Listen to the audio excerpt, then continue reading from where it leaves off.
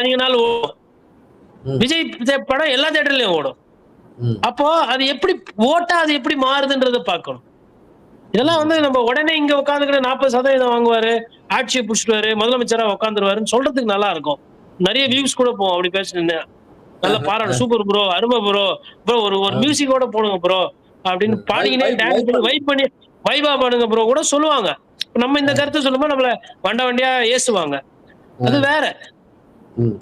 கள நிலவரம் ஏதோ நம்ம அதை சொல்லிட்டோம்னா வரலாறு கிட்ட நம்ம மன்னிப்பு கேட்க வேண்டியதில்லை. இல்லன்னா பிற்காலம் வேற மாதிரி இருக்கும். இப்ப இதனால சரி, இப்ப நாளைக்குல இருந்து விஜய் டெய்லி காலைல ஏஞ்சிக்கிறாரு, 6 மணிக்கெல்லாம் பல்ல தேய்ச்சிட்டு தெரு தெருவா போய் பிரச்சாரம் பண்றாரு. திமுகவை எதிர்த்து உச்சக்கட்ட குரல் கொடுக்குறாரு. ஒரு கூட்டணி வலிமையா அமைக்கிறாரு. வேட்பாளரை தேடி தேடி போறாரு. அஜிதாவை ஆஸ்பத்திரியில போய் பாக்குறாரு. கரூர்ல வீட்டுக்கு போய் பாக்குறாரு.